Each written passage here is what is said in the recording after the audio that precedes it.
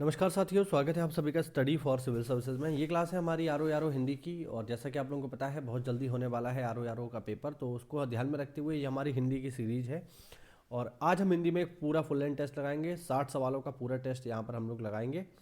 और चलिए जल्दी से शुरू करते हैं यहाँ पे। और आपका स्कोर जो उसमें रहे 60 में से, उसको उसको जरूर कमेंट करके बताना कि 60 में से आपके नंबर कितने आए। देखिए क्वेश्चन नंबर 1, देखिए ये स्टैंडर्ड है, काफ़ी बढ़िया प्रश्न है। हो सकता है आपने इनको ना सुना हो, तो थोड़ा सा ध्यान से इनको पढ़ेंगे और तब करने का प्रयास करेंगे। पहला देखिए, पहला है वृत्रहा। वृत्रहा का उचित पर्याय नहीं है। वृत्रहा, तो वृत्रहा का उचित पर्याय कौन सा नहीं है? ऑप्शन है शक्र, मानसौक, वासव या विडौजा। सही जवाब है ऑप्शन बी, मानसौक। मानसौक की हम बात करें साथियों, तो मानसौक जो है ये हंस का पर्यायवाची होता है, ध्यान रखना। मानसौक जो है ये हंस का पर्यायवाची है, ये वृत्र का पर्यायवाची नहीं है। ठीक है, ये वृत्र का पर्यायवाची नहीं है, मतलब वृत्रहा का पर्यायवाची नहीं है। वृत्रहा बेसिकली क्या होता है? तो देखिए वृत्रहा जो होता है ये पर्यायवाची है इंद्र का। तो शक्र भी इंद्र को कहा जाता है, वासव भी इंद्र को कहा जाता है, और विडौजा भी इंद्र को कहा जाता है। लेकिन मानसौक जो है ये हंस है, तो बाकी तीन जो है इसमें इंद्र के हैं और एक हंस का है। बालाहक का उचित पर्याय बताइए। बालाहक ऑप्शन है छापाकर, पयोधर, बादल और अटवी। क्वेश्चन नंबर 2 का जो करेक्ट आंसर होगा बालाहक। बलाहक, बलाहक कैसे पढ़ेंगे? बलाहक का उचित पर्यायवाची बताइए। तो क्वेश्चन नंबर 2 का जो उचित पर्यायवाची है,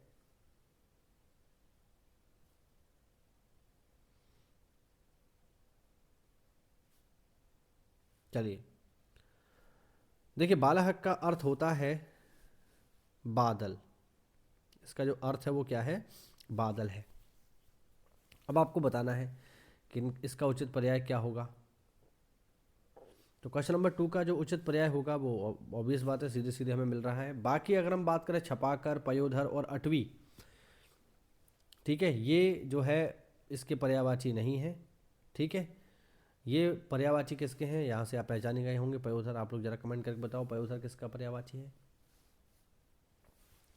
अर्ची का उचित पर्याय नहीं है। मयूख, अंशु, क्षणदा या गौ। क्वेश्चन नंबर 3, तो अर्ची का अगर हम बात करें, अर्ची का उचित पर्यायवाची नहीं है, तो इसका उचित पर्यायवाची गौ नहीं है। क्वेश्चन नंबर 3 का करेक्ट आंसर है ऑप्शन नंबर डी। 4 देखिए, वीच का उचित पर्याय होगा तरंग, उर्मी, लहर या फिर तीनों ही। तो देखिए वीची मतलब जो है तरंग होती है, और तरंग के पर्यायवाची मतलब तरंग के पर्यायवाची उर्मी भी होता है और लहर भी होता है। तो इसका जो सही जवाब होगा वो होगा ऑप्शन डी। क्वेश्चन नंबर 5 देखिए, कृष्णसार और कुरंग किसके पर्यायवाची हैं? ध्रुवनंदा के, चमरी के, हाटक के या दुरेफ के।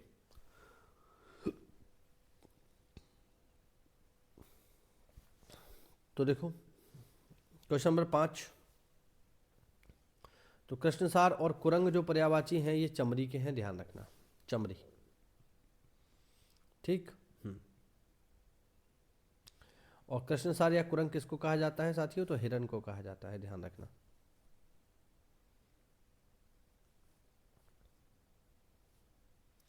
कौन सा पक्षी का पर्याय नहीं है? पखेरु, खग, शकुनी या सैंधव। तो इसका जो उचित पर्याय नहीं है वो होगा ऑप्शन डी, सैंधव।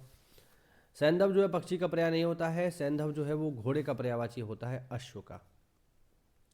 अश्व, तो पखेरु भी है, खग भी है और शकुनी भी है, ध्यान रखना। त्रिदश और विबुध का उचित अर्थ क्या है? त्रिदश और विबुध, देव, राजा, तारक या तमीरचर। क्वेश्चन नंबर 7, तो त्रिदश और विविध का जो उचित पर्यायवाची है वो है देव। ठीक है, इसीलिए एक शब्द आता है विबुधेश, शायद आपने सुना हो में भी कभी ना कभी। एक शब्द आता है विभुधेश, और ये पर्यायवाची होता है इंद्र का, क्योंकि देवताओं के राजा इंद्र ही तो होंगे। ठीक है, ध्यान रखना। कुंभिल और मोशक का उचित अर्थ आपको बताना है। तो कुंभिल और मोशक का जो उचित अर्थ है, क्वेश्चन नंबर 8, कुंभिल माने चोर भी होता है, दस्यु भी होता है, खनक भी होता है, तो सही जवाब होगा ऑप्शन डी। क्वेश्चन नंबर 9 देखिए, भार्गवी पर्यायवाची है किसका?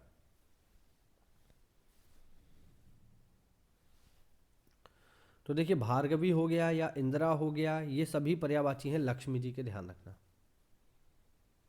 तो यहाँ पर चाहे हम भार्गवी कह लें चाहे इंदिरा कह लें, एक ही बात है। भार्गवी और इंदिरा दोनों ही पर्यायवाची हैं लक्ष्मी के।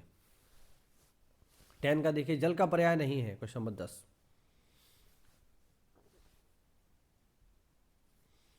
पय, उदक, गोरस या मेघ पुष्प। तो ध्यान रखना, इसका जो पर्यायवाची नहीं है वो है ऑप्शन सी, गोरस। ठीक है।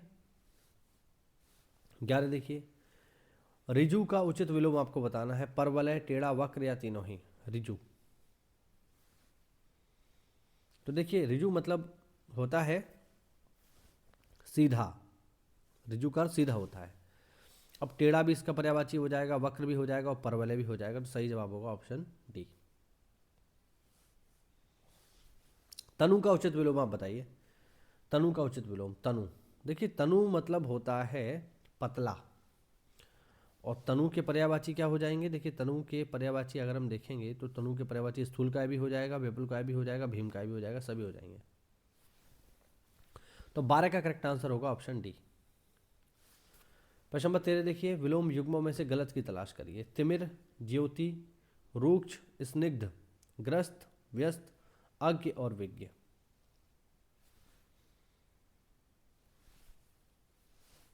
गलत आपको बताना है इनमें से गलत कौन सा है। तो देखिए गलत है इनमें से ऑप्शन सी, ध्यान रखना ऑप्शन सी गलत है। ग्रस्त और व्यस्त जो है ये विलोम नहीं है, ग्रस्त का विलोम होता है मुक्त। ठीक, यहाँ पर क्या दे रहा है? व्यस्त दे रहा है, तो ये गलत है अपने आप में। प्रश्न नंबर 13, बाकी सब ठीक है। तिमिर का ज्योति होता है, तिमिर मतलब अंधेरा, ज्योति मतलब उजाला। रूक्ष का स्निग्ध होता है, रूक्ष मतलब होता है खुरखुरा, स्निग्ध मतलब चिकना, और अज्ञ विज्ञ तो हम लोग जानते ही हैं। प्रश्न नंबर 14 में देखिए, गलत युग्म को छांटना है। अभिसरण, अनुसरण, प्रवैगिक का स्थैतिक, तांडव का लास्य, अणिमा का महिमा। गलत बताना है। तो प्रश्न नंबर 14 में जो गलत है वो है ऑप्शन ए, ऑप्शन ए गलत है। देखिए अनुसरण का जो विलोम होता है वो होता है प्रतिस्पर्धा। ठीक है, प्रतिस्पर्धा इसका जो है युग्म होता है। यहां का दे रहा है अभिसरण, जो कि गलत है, तो ये इसका सही जवाब हो जाएगा। लघिमा का सही विलोम आपको बताना है, तो आप आसानी से कर ले जाओगे, इसमें कोई समस्या नहीं है। प्रश्न नंबर 15, तो गरिमा का विलोम होता है लघिमा और लघिमा का विलोम होता है गरिमा। 16 देखिए, दैदीप्यमान शब्द का उचित विलोम है। दैदीप्यमान, दैदीप्यमान का अर्थ होता है साथियों जो उजाला होता है, मतलब जो प्रकाशवान होता है। इसका विलोम अंधकारमय भी होता है, तिम्रांकित भी होता है, दुहांत माने भी अंधेरा ही होता है। तो सही जवाब हो जाएगा ऑप्शन डी, ए और बी दोनों। सगुण का विलोम बताइए। निर्गुण, सदगुण, दुर्गुण, अवगुण। प्रश्न नंबर 17,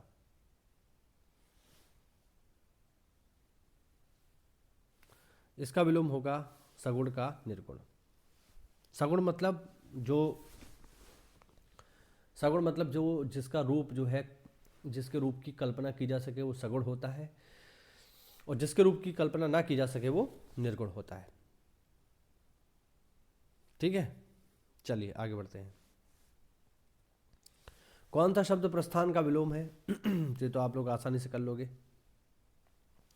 प्रस्थान का विलोम होता है आगमन। आगमन मतलब आना, प्रस्थान मतलब जाना।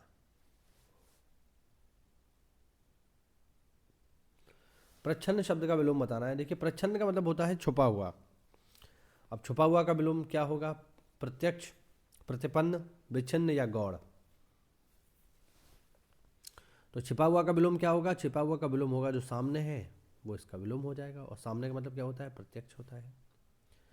20 देखिए, कर्कश का उचित विलोम बताइए। विनम्र, मधुर, कठोर या विवेकी। कर्कश, कर्कश मतलब बहुत तीखी तेज आवाज। इसका विलोम क्या होगा? इसका विलोम होगा मधुर मीठी आवाज। अब बताने आपको तत्सम तद्भव, इनमें से गलत की पहचान करनी है तत्सम तद्भव में। प्रश्न नंबर 21।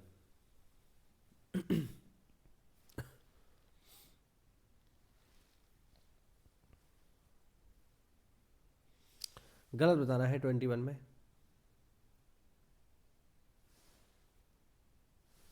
देखिए, ईख का इक्षु होता है, सही बात है। नाक का नक्र होता है, ये भी सही बात है। और खुजली का खरजूर होता है, ये भी सही है, ये भी सही है। इसमें जो बी ऑप्शन है गलत है।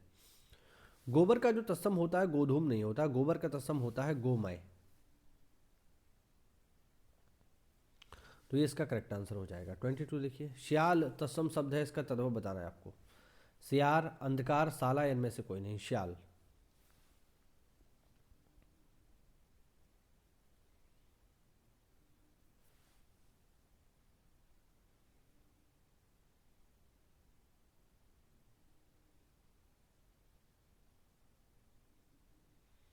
ट्वेंटी टू देखिए,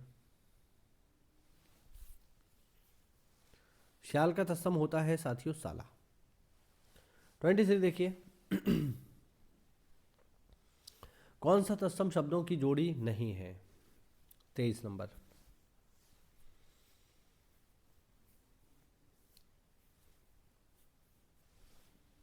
तेईस में अगर आप ध्यान दोगे तो आपको ऑप्शन बी गलत दिखाई देगा।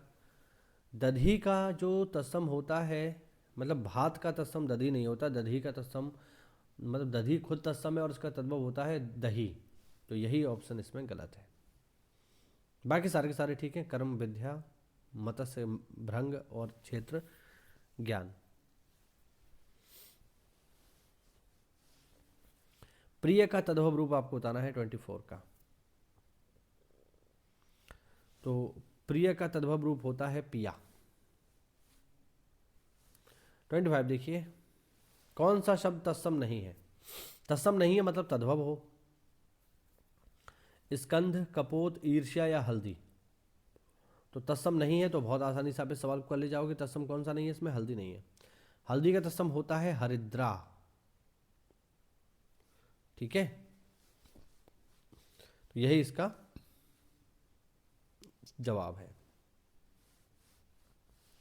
गृध शब्द का तद्भव रूप आपको बताना है 26।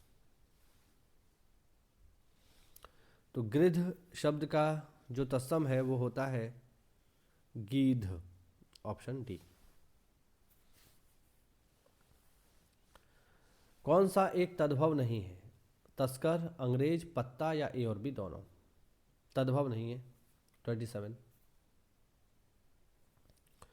तो 27 में कौन सा एक तद्भव नहीं है ये बताना है। 27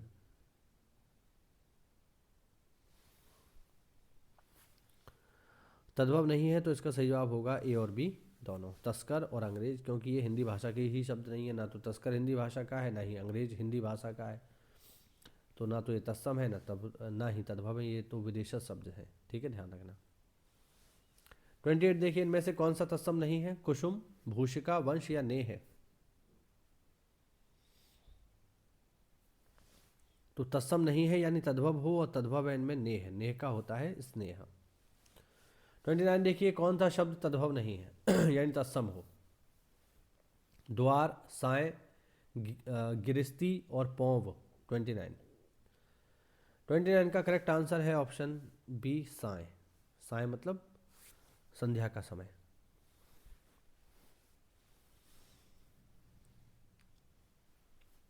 अगला देखिए प्रश्न नंबर 30, इसका आंसर करिए। प्रश्न नंबर 30 का केवरंत शब्द का तद्भव रूप आपको बताना है 30 का।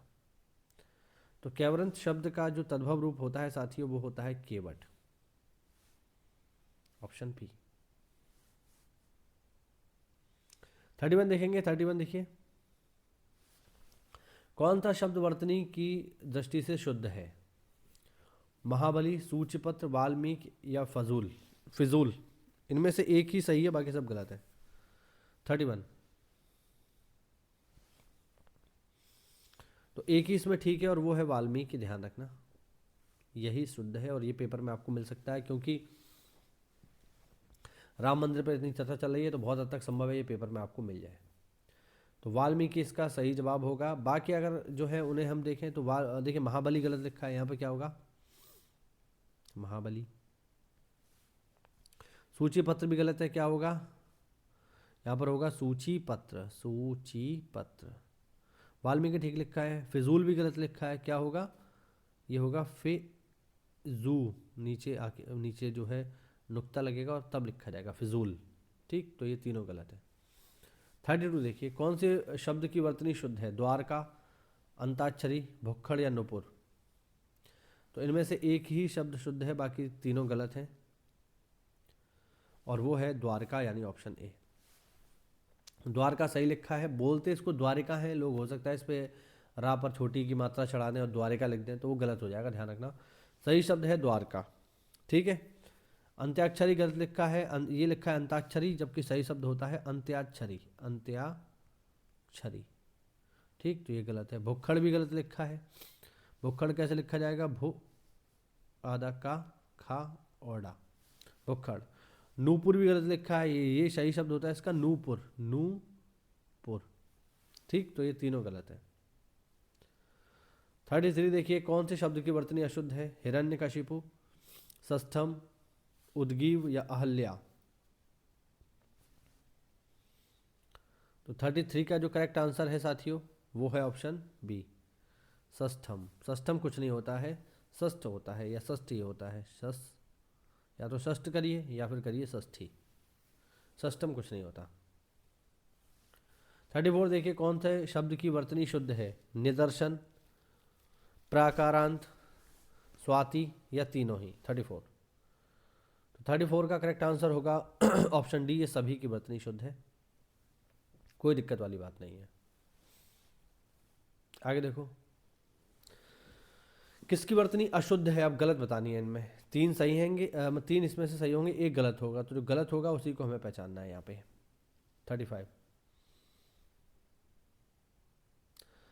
का करेक्ट आंसर है अक्षुण्य। अक्षुण्य ये जो है गलत लिखा है, सही जो इसकी वर्तनी होती है वो होती है अक्षुण्ण, अ छो आधा अड़ा और फिर अड़ा, अक्षुण्ण, ये इसकी सही वर्तनी है, ये गलत लिखी है।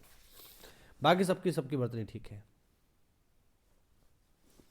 जगत जननी का शुद्ध रूप आपको बताना है, जगत जननी। तो ये सवाल हम पहले भी देख चुके हैं, मुझे याद आ रहा है, इस सवाल को हम ऑलरेडी एक बार पहले कर चुके हैं। तो मैं समझता हूँ अगर आप हमारे रेगुलर व्यूअर हैं तो फिर आप इसे कर ले जाओगे। सही वर्तनी क्या होती है, जगत जननी, ये वाली, ऑप्शन डी। 37 देखो, कौन सा शब्द शुद्ध है, उरीड़, वेश, देश निकाला या अंतर्धान। शुद्ध शब्द बताना है आपको 37। तो 37 में बताइए कौन सा शुद्ध होगा। 37 में बस एक ही शुद्ध है और वो है ऑप्शन सी, बाकी सब गलत है। ठीक है, ध्यान रखना। ये उरीड़ जो लिखा है इसका सही शब्द है ओ ऋण, ओ ऋण। वेश भी गलत लिखा है, सही शब्द क्या होता है, वेश।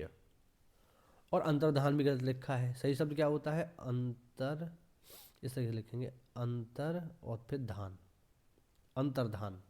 ये गलत लिखा है, ये भी गलत है और ये भी गलत है।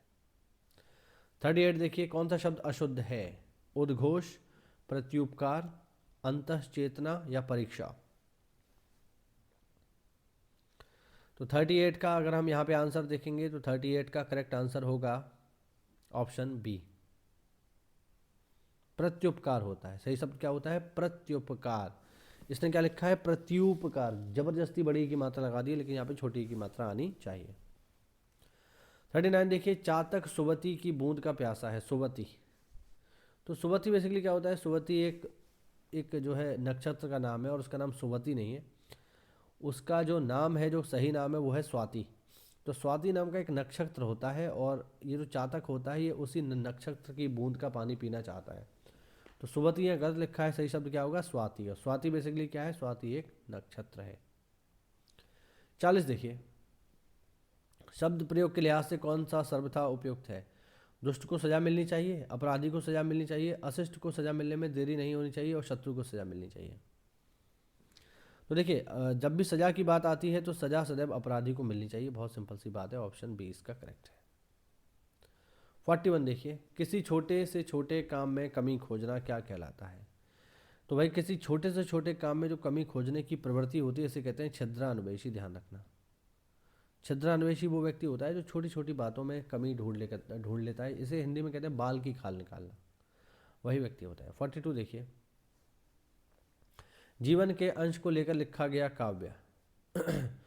तो साथियों अगर किसी व्यक्ति के जीवन के किसी खंड को उठा करके जो काव्य लिखा जाता है उसे कहते हैं हम लोग खंड काव्य, ध्यान रखना। चंपू काव्य क्या होता है? जिसमें गद्य और पद्य दोनों होती हैं। महाकाव्य क्या होता है? बहुत बड़ी लंबी कहानी जैसे महाभारत की है ना। खंड काव्य जीवन के एक हिस्से को लेकर लिखा गया। अकिंचन जिसके पास कुछ भी ना हो। आगे देखो, ऐसा ग्रहण जो सूर्य को भी पूरा ढक ले उसे क्या कहते हैं? ऐसा ग्रहण जो सूर्य को भी पूरा ढक ले उसे कहते हैं खग्रास, ध्यान रखना। मांस ना खाने वाला क्या कहलाता है? तो आपको याद होगा, तो मैंने आपको लास्ट क्लास में जो है मैंने बताया था कि आमिष और सामिष एक ही बात होती है। तो जो व्यक्ति मांस खाता है या मांस से जुड़ा हुआ है वो आमिष होता है, और सामिष होता है, दोनों ही होता है। और जो व्यक्ति मांस से जुड़ा हुआ नहीं है, जो मांस का सेवन नहीं करता है, उसे कहते हैं निरामिष। तो यहाँ पे यही कह रहा है, मांस ना खाने वाला। सही जवाब क्या होगा? निरामिष, ध्यान रखना। 44 का करेक्ट आंसर होगा बी। 45 देखो, जो पूर्व में था परंतु अभी नहीं है तो उसको क्या कहेंगे? साथियों जो पूर्व में था किंतु अभी नहीं है तो ऐसे व्यक्ति को कहा जाता है भूतपूर्व। ठीक, जब आपकी सरकारी नौकरी लग जाएगी, आप अधिकारी हो जाएंगे पीसीएस, और जब रिटायर हो जाएंगे तो लिखा जाएगा भूतपूर्व पीसीएस अधिकारी। 46 देखिए, वह कन्या जिसका विवाह होने वाला हो उसे क्या कहते हैं? तो वह कन्या जिसका विवाह होने वाला हो उसे कहा जाता है वैवाहिकी, ध्यान रखना, वैवाहिकी। ऐसी कन्या जिसको विवाह का वचन दिया गया हो उसे कहते हैं वागदान। ठीक है, ध्यान रखना, ये इंपॉर्टेंट प्रश्न है, पेपर में कई बार आ चुके हैं। प्रोषित पत्रिका का मतलब होता है जिसका पति विदेश गया हो। अशूर्य पश्या का मतलब होता है ऐसी स्त्री जो सूर्य ना देख सके। जो मृत्यु को जीत ले उसे हम क्या कहते हैं साथियों? तो जो मृत्यु को जीत लेता है, 47 में आप लोग आंसर कर लेंगे इसका, जो मृत्यु जो को जीत ले उसे कहते हैं मृत्युंजय। ठीक है, ध्यान रखना। जो काल को जीत ले वो कालजयी। ठीक है, और जो मृत्यु लोक का हो वो मृत्यु लोकी, और यमराज तो सब लोग जानते ही हैं। 48 देखिए, वह राज की धन जो किसानों की सहायता हेतु दिया जाता है उसे हम क्या कहते हैं? तो किसानों को सहायता रूप में दिए जाने वाले धन को कहा जाता है साथियों 48 में, इसे कहते हैं तकावी। हमने पूरी क्लास ली है वाक्यांश के लिए एक शब्दों की, अगर आपने नहीं देखी है तो जाकर के उसको देखिए, वहाँ पर ये आपको बहुत आसानी से मिल जाएगा, हमने इसको पढ़ा है। 49 देखिए, जिसका कोई दूसरा उपाय ना हो उसे हम क्या कहेंगे? जिसका कोई दूसरा उपाय है ही नहीं इस दुनिया में, तो जिसका कोई दूसरा उपाय नहीं होता उसे कहा जाता है अन्योपाय, अन्योन्य उपाय। ठीक है, जिसका कोई अन्य उपाय नहीं होता। 50 देखिए, किसी विषय की पूरी छानबीन क्या कहलाती है? तो इसको हमने पिछली क्लास में भी पढ़ा था, इसकी पूरी छानबीन कहलाती है विवेचना। मैंने आपको एग्जांपल दिया था दरोगा का। दरोगा जब किसी केस की जांच करता है तो उसे विवेचना ही कहा जाता है ना, विवेचक होता है वो। आगे देखो, आगे है आदर शब्द से बनने वाला विशेषण है कौन सा? आदर से कौन सा विशेषण बनेगा? तो आदर से विशेषण बनेगा आदरणीय। ठीक, आप किसी व्यक्ति के आगे आदरणीय लगाओगे तो ये उस व्यक्ति की विशेषता बताएगा कि वो व्यक्ति सम्मान करने योग्य है। तो 51 का क्या होगा? Option C. 52 देखिए, उत्कर्ष का विशेषण आपको बताना है। उत्कर्ष, उत्कर्ष का विशेषण क्या होगा? उत्कर्ष का विशेषण होगा उत्कृष्ट। उत्कृष्ट का मतलब है जो सबसे बेहतर हो उसे कहेंगे उत्कृष्ट। ठीक है, उत्कृष्ट का मतलब उत्कर्ष का विशेषण क्या होगा? उत्कृष्ट। दया संज्ञा शब्द है, इसके विशेषण क्या होंगे? इसका विशेषण देखिए, दयावान भी होगा, दयालु भी होगा और दयनीय भी होगा, ये सभी हो जाएंगे, ऑप्शन डी।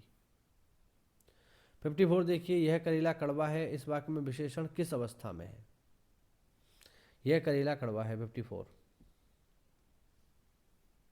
तो ये मूल अवस्था है, इसमें कोई खास ना तो हम किसी से तुलना कर रहे हैं ना ही ऐसा बोल रहे हैं कि ये करेला सबसे कड़वा है, ऐसा भी नहीं बोल रहे हैं, तो मूल अवस्था है ये। प्रिय विशेषण के साथ प्रयुक्त होने वाली संज्ञा नहीं है।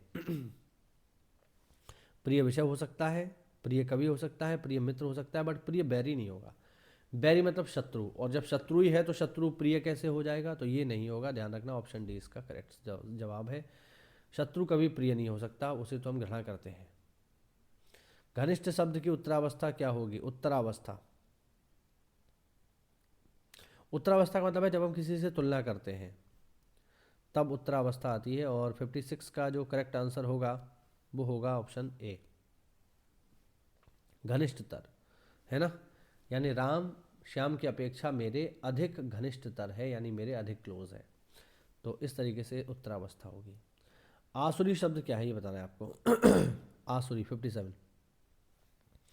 तो आसुरी क्या है? आसुरी एक विशेषण है। जैसे आसुरी का मतलब है असुर जैसी, जो असुर जैसा होता है उसे हम कहते हैं आसुरी। जैसे हम कहते हैं उस व्यक्ति की प्रवृत्ति आसुरी है, मतलब वो व्यक्ति असुर जैसा है, ये कहना चाह रहा है यहाँ पे। तो ये अपने आप में विशेषण है। 58 देखिए, लीटर और बैरल किस विशेषण के सूचक हैं? तो देखिए लीटर और बैरल में हम लोग क्या मापते हैं? तेल मापते हैं। और जैसा कि हम लोग विशेषण में ऑलरेडी पढ़ चुके हैं कि जितने भी नापने तोलने वाली चीज़ होती हैं वो परिमाणवाचक में आती हैं, ध्यान रखना। तो 58 का सही जवाब होगा ऑप्शन सी। 59 देखिए, केवल शब्द का विशेषण आपको बताना है सीधे सीधे 59 का। तो केवल शब्द का जो विशेषण होता है वो होता है कैवल्य, ऑप्शन बी 59। और सीरीज का अंतिम प्रश्न देखते हैं, प्रश्न नंबर 60। चौथे आदमी को बुलाओ, इस वाक्य में कौन सा विशेषण प्रयुक्त हुआ है? पूर्णवाचक संज्ञा, अपूर्णवाचक संज्ञा, क्रमवाचक या समुदाय? तो बहुत ही आसान है इसका जवाब। चौथे आदमी को बुलाए मतलब क्रमवाचक की बात कर रहा है, पहले पहला, फिर दूसरा, फिर तीसरा और फिर चौथा। तो इस तरीके से इसका जवाब होगा ऑप्शन सी। ये हुई आज की हमारी सीरीज। उम्मीद करता हूँ इसमें नए सवाल, कुछ महत्वपूर्ण इंपॉर्टेंट क्वेश्चन आपको मिले होंगे। अगर आपका बढ़िया रिवीजन यहाँ चल रहा है हमारी क्लास में तो प्लीज़ चैनल को सब्सक्राइब करिए, ठीक है। व्यूज़ इसके थोड़ा बढ़ाइए, व्यूज़ थोड़ा कम है। और अगर कोई भी डाउट हो तो कमेंट के माध्यम से पूछिए। मिलते हैं अगली क्लास में, तब तक के लिए जय हिंद, जय भारत, वंदे मातरम।